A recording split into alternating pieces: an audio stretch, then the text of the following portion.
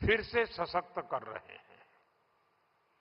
वारंगल का पीएम मित्र पार्क देश में टेक्सटाइल क्रांति को गति देगा। पीएम मित्र पार्क में लगने वाली यूनिट्स को केंद्र सरकार की योजनाओं का भी पूरा लाभ मिलेगा।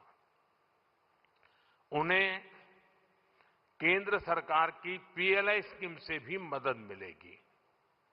यानी इस टेक्सटाइल पार्क से बड़ी संख्या में रोजगार का निर्माण होगा। खासतौर पर जो हमारी बहनें बेटियां हैं, उनके लिए अनेक अवसर बनने वाले हैं। साथियों, बीते 12 वर्षों में भारत सरकार की बहुत बड़ी प्राथमिकता आधुनिक कनेक्टिविटी भी रही है। रोड्स हो, रेलवे हो, एयरपोर्ट हो, कनेक्टिविटी के हर मोड़ पर अभूतपूर्व निवेश किया जा रहा है। करीब 2.25 लाख करोड़ रुपए की इन्वेस्टमेंट सिर्फ और सिर्फ नेशनल हाईवे पर की गई है और इसका बहुत बड़ा लाभ तेलंगाना को भी हो रहा है। बीते 11 वर्षों में तेलंगाना में नेशनल हाईवे का नेटवर्क डबल हुआ है। तेलंगाना और कर्नाटका को जोड़ने वाले नेशनल हाईवे के चौड़ीकरण से बहुत सुविधा होगी। इससे ट्रेवल टाइम कम होगा और किराए भाड़े में भी बचत होगी। साथियों, साल 2014 से पहले अविभाजित आंध्र प्रदेश के लिए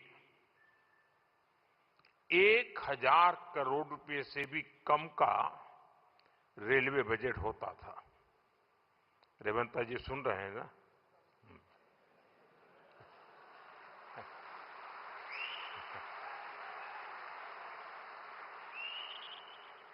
संयुक्त आंध्र के समय रेलवे का बजट 1000 करोड़ रुपए से भी कम था। आज सिर्फ संयुक्त आंध्र की बात नहीं कर रहा, आज सिर्फ तेलंगाना का रेलवे बजट ही लगभग 5,500 करोड़ रुपए का है।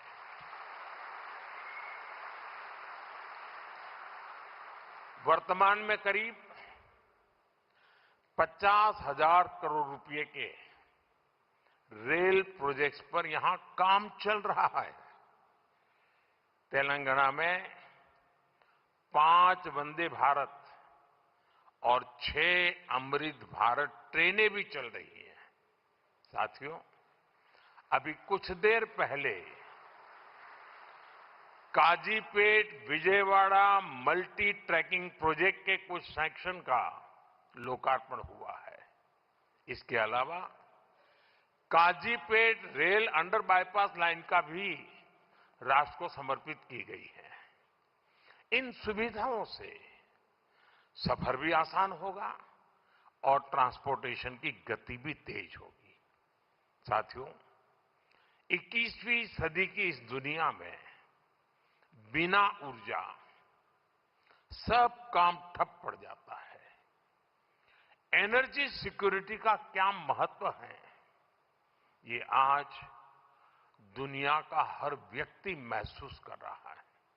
इसलिए भारत की एनर्जी सिक्योरिटी पर हमारी केंद्र सरकार अभूतपूर्व निवेश कर रही है।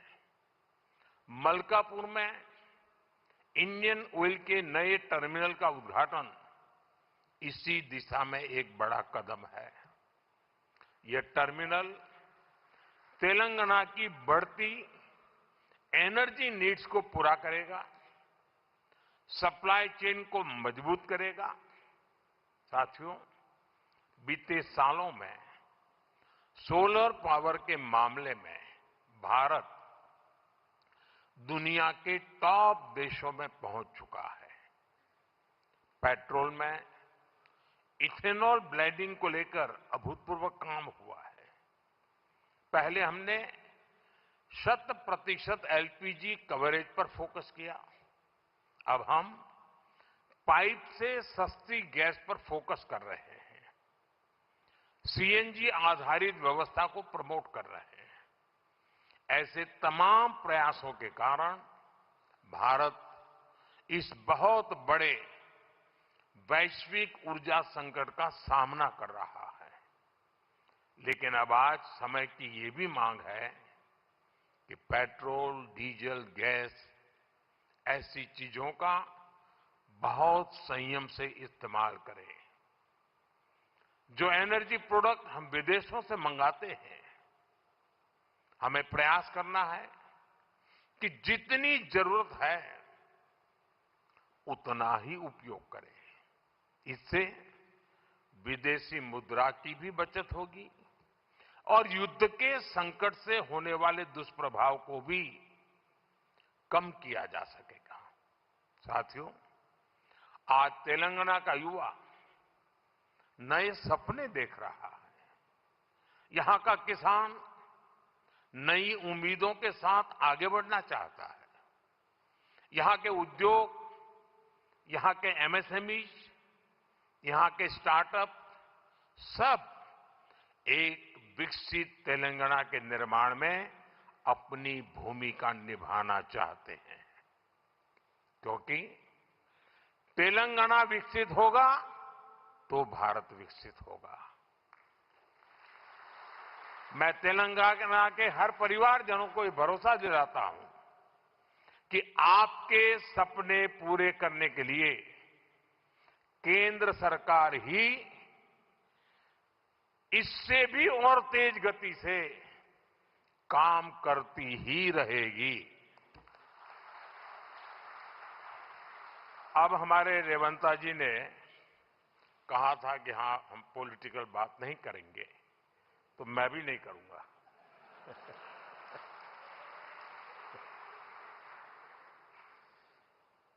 और इसलिए नॉन पॉलिटिकल बात मैं रेवंता जी से कहूंगा कि 10 साल के शासन में भारत सरकार ने जितना गुजरात को दिया वो मैं आपको देने को तैयार हूं।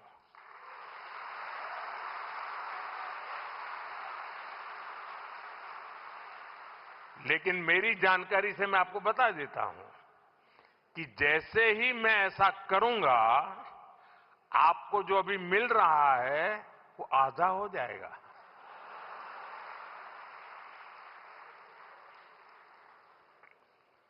आप जहां पहुंचना चाहते हैं नहीं पहुंच पाएंगे।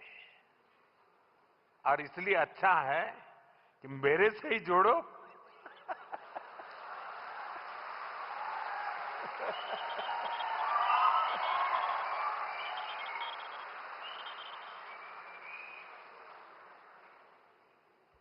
साथियों, हमारा एक पक्का विश्वास है कि डेमोक्रेसी में राज्यों में अलग अलग प्रकार की सरकारें होना कोई